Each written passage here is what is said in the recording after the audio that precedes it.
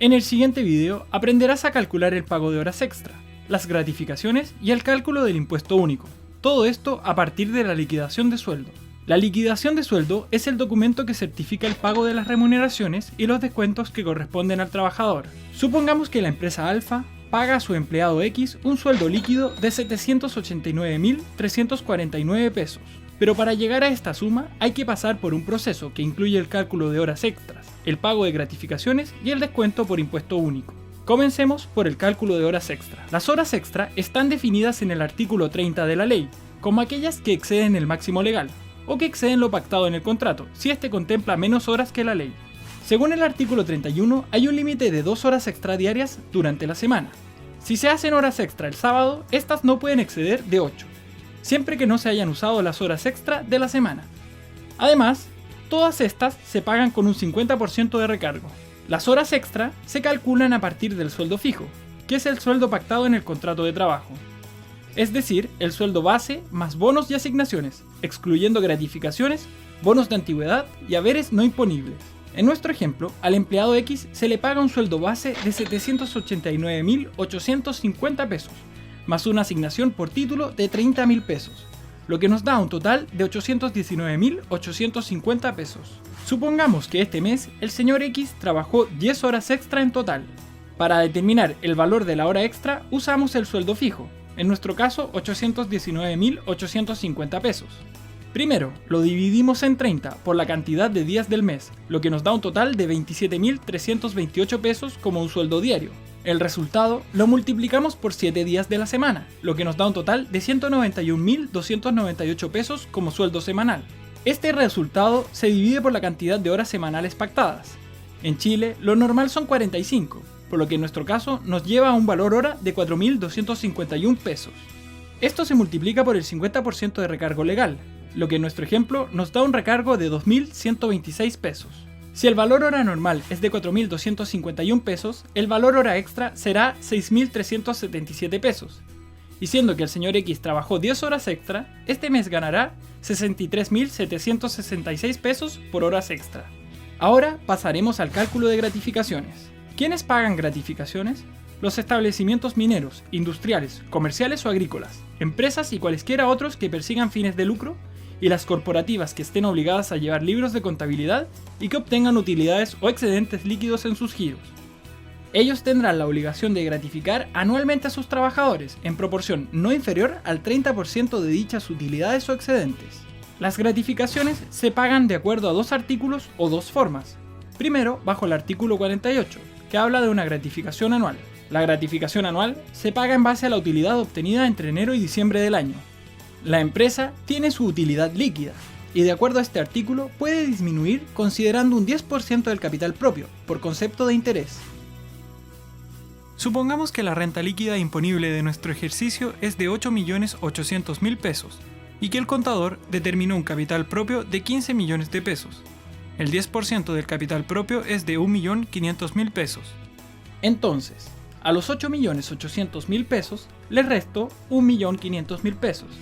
Y de esto hay que distribuir un 30% mínimo. En nuestro ejemplo, esto da 2.190.000 pesos.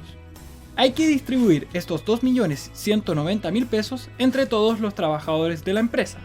Para determinar cuánto le corresponde a cada uno, hay que tomar la nómina anual de todos los trabajadores y ver lo que ganaron entre enero y diciembre. En nuestro ejercicio hay 6 trabajadores. El señor 1, 2, 3, 4, 5 y 6. Quienes tuvieron en total una renta anual de 9.900.000 pesos. Lo primero es calcular el factor de distribución, que se hace dividiendo los 2.190.000 pesos a distribuir en gratificaciones por los 9.900.000 pesos pagados en sueldos este año, lo que nos da un factor de 0,22, 12, 12, 12. Este factor se multiplica por la remuneración del trabajador y nos da cuánto se debe llevar. En nuestro ejemplo, el señor 1 se llevará 663.636 pesos en gratificaciones. El total de gratificaciones distribuidas entre los trabajadores sumará los 2.190.000 pesos. Esta gratificación se va a pagar siempre que la empresa tenga utilidades. Si el 10% del capital propio es superior a la utilidad anual, no hay que pagarlas. La segunda manera de calcular el pago de gratificaciones es de acuerdo al artículo 50. gratificación a todo evento, tenga utilidad o no.